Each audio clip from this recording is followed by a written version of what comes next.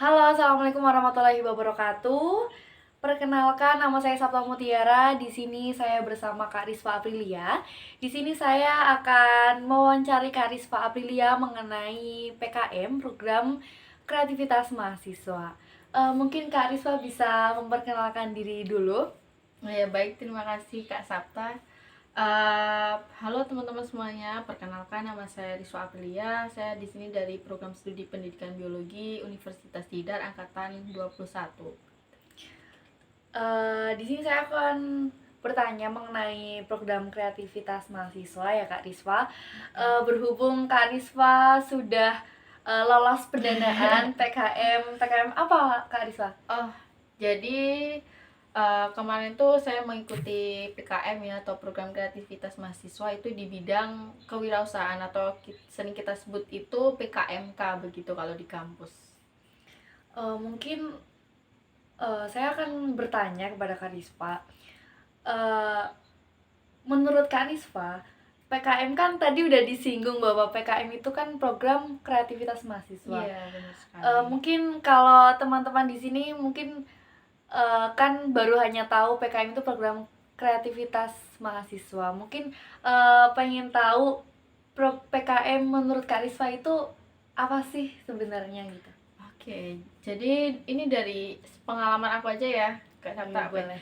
Jadi PKM itu program kreativitas mahasiswa yang dibuat oleh pemerintahan atau biasanya tuh dari PKM Dikti. Nah, itu kita dalam PKM itu nantinya kita mengajukan sebuah proposal dan kita akan mendapatkan uang, yaitu uangnya sebesar seberapa yang kita butuhkan dalam proposal, nanti uangnya bakal turun segitu juga. Jadi dalam PKM itu ada beberapa, yaitu ada PKMK, PKM VGK, PKM AI, dan masih banyak lagi. Nah, salah satu contoh itu yang saya buat dan teman-teman itu yaitu PKMK, yaitu yang kewirausahaan. Jadi kewirausahaan itu lebih ke kayak jualan sebuah produk, jasa, dan lain sebagainya begitu, Kak Sabta. Oke. Mungkin saya pengen tahu motivasi apa sih buat Kak Rispa untuk mengikuti program PKM ini? Oke. Jadi kalau motivasi itu kan karena saya dulu itu mengikuti PKM itu kan semester 1 ya. Jadi dulu semester 1 itu di semester 1 atau semester 2 ya, lupa. Antara itu tuh diwajibkan untuk mengikuti PKM begitu. Jadi waktu itu saya dan teman-teman, sebenarnya sih saya dan teman-teman tuh pengen punya usaha gitu, kayak pengen punya usaha kaos biar kita punya produk sendiri. Nah, salah satu teman saya tuh nge-share ada nih PKM namanya, atau kita mau join aja gitu. Nah, jadi kita itu nyoba daftar aja PKM begitu. Nah, itu ada dua sih motivasi saya. Yang pertama karena kita pengen berwirausaha dengan produk kaos itu, yang pertama. Yang kedua karena emang mahasiswa baru itu diwajibkan untuk mengikuti PKM atau program kreativitas mahasiswa itu. Begitu. Jadi untuk produk yang diusung itu kaos ya Kak? Iya, kaos. eh Pasti kan kalau misalkan mau ikut PKM kan pasti untuk kita agar kita bisa lolos pasti kan ada persyaratannya. Iya. Mungkin dari judul itu ya Kak. Saya mau bertanya, mungkin eh cara membuat proposal sebelum sebelum membuat proposal PKM itu kan tentunya memikirkan gagasan apa yang akan digunakan untuk membuka usaha baru.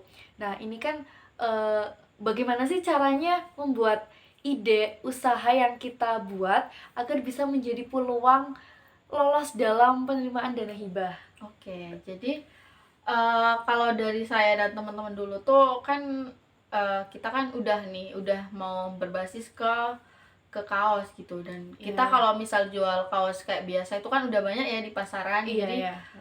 gimana sih cara kita buat berbeda dari yang lain? Nah, dari situlah kita mencoba menggabungkan ketiga nih, ada tiga, yaitu kaos, modernisasi, dan juga kita tidak lupa dengan kultur kita atau tradisi kita. Jadi ketiga pokok ini kita jadikan menjadi satu, yaitu kita membuat sebuah kaos dengan mengusung tema kebudayaan, dan di situ kita mencantumkan energi terbarukan kayak QR code. Jadi produk saya itu berupa kaos, dan nantinya di belakang kaos itu ada gambar-gambar tradisional, maksudnya mengusung budaya tradisional, kayak ada Borobudur, gambar foto Candi Borobudur, ada wayang, ada batik, ada joglo, dan tampilan depan kaos itu bertuliskan nama Javanese Iconic, tapi menggunakan huruf aksara begitu. Nah, setelah itu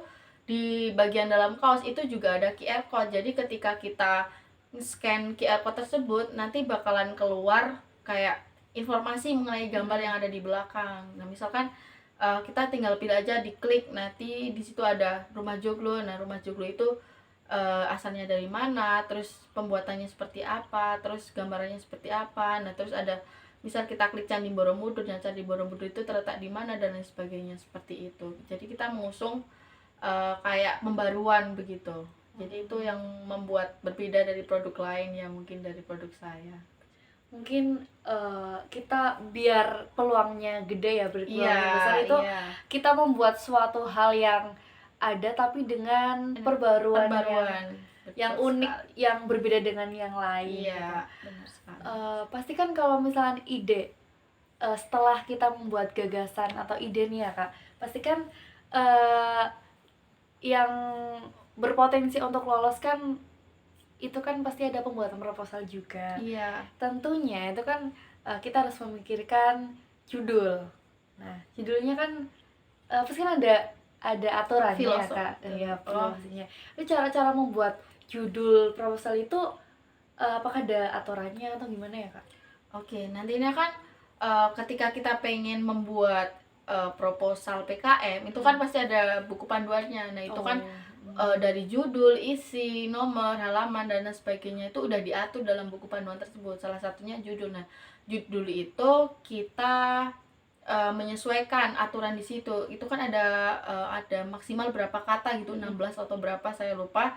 Nah, disesuaikan juga dengan keunikan judulnya. Nah, kita ambil nama judul Javonic. Javonic itu singkatan dari Javanese Iconic begitu. Jadi kita ambilnya kenapa Javanese Iconic, karena kita mengusung tema dari kebudayaan Jawa, dan iconic itu icon di Jawa. Nah, icon di Jawa itu kan ada batik, ada rumah joglo. Nah, kenapa kita ambil Borobudur juga, dan itu termasuk dalam kultur yang ada di salah satunya di Indonesia dan juga ada di Jawa gitu kan. Nah, makanya kita juga ambil Borobudur. Nah, kita ambil judulnya itu berdasarkan filosofi juga yang kita mau usung apa. Nah, kita ambil dari situ. Nah, kita ambil nama Javonic itu singkatan dari Javanese Iconic begitu, Kak Santa.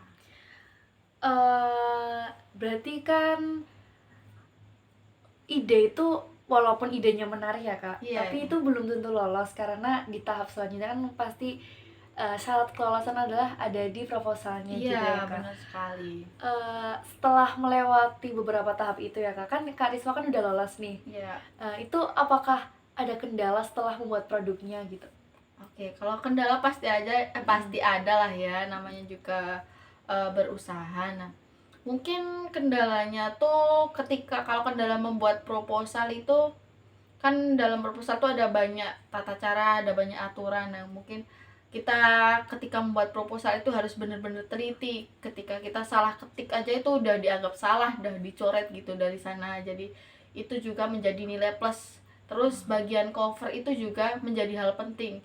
Soalnya penilaian dari sana itu setahu saya udah dilihat dulu dari covernya, terus dilihat dulu dari tata aturan penulisan. Nah, itu udah menjadi nilai pertama. Ketika isinya bagus tapi cover terus nomor surat salah, itu udah dicoret dari awal. Nggak bakalan juri itu nggak bakalan melihat isinya, enggak. Jadi dilihat dari awal dulu, kayak cover, terus nomor halaman itu harus di sebelah kanan atas atau harus gimana, terus ketentuan font itu harus 14 atau berapa. Nah, itu juri itu melihat dari persyaratan dulu baru ke isi begitu. Jadi isi itu nomor 2 ya, bukannya isi itu nggak penting, tapi kita lebih mendahulukan kayak aturannya dulu begitu. Oh ya Kak, ini aku mau tanya, untuk apakah ada kendala selain dalam pembuatan proposal? Apakah ada kendala saat pembuatan produknya? Dalam pembuatan produk itu ada beberapa kendala. Nah, mungkin salah satunya kan kita kan juga menggunakan pihak ketiga ya, karena kita kan kalau semisal dalam PKM ini kita harus membeli alat kayak sablonan sendiri, terus alat cetak sablon sendiri, itu tidak memungkinkan karena harganya yang cukup mahal. Jadi kita membutuhkan pihak ketiga. Kita bekerja sama dengan salah satu tempat sablon itu di Purworejo. Nah, itu kan jaraknya jauh. Nah, sedangkan kita di Magelang. Kenapa kita pilihnya di Purworejo? Karena itu kualitasnya yang bagus menurut kita. Jadi kita pilihnya di Purworejo. Saat itu kita ambil baju dari ke sana. Nah, itu kan membutuhkan waktu yang lama juga. Itu salah satu kendalanya. Yang kedua yaitu kendala waktu promosi, karena kita produk baru, makanya kita harus promosi secara besar-besaran, kayak kita mengikuti event, terus kita mengikuti beberapa acara, kayak kita promosi lewat sosial media, kita membuat iklan berupa video, foto, terus kita juga membuat apa ya, kayak selebaran pamflet gitu di sosial media. Nah, begitu sih, iklan aja sama itu. Oke, banyak sekali ya Kak ternyata Iya, setelah diulas, banyak. setelah selain kendala proposal juga ada kendala produk. Jadi gini Kak, kalau misalkan kan, Kak Risfa kan udah lolos PKM nih. Iya. Setelah lolos, apakah jika nantinya ada produk yang sama dengan produknya, Kak Risfa, Iya. itu, apakah solusi yang akan Anda lakukan? Kalau solusinya itu kan begini. Nah, jadi produk saya dan teman-teman Javonic ini itu sudah memiliki HKI atau hak cipta. Oh. Jadinya itu kan kalau semisal ada yang kopas itu kan bisa kena pelanggaran hak cipta ya. Iya. Nah, itu kan pelanggaran buat mereka. Jadi Mhm.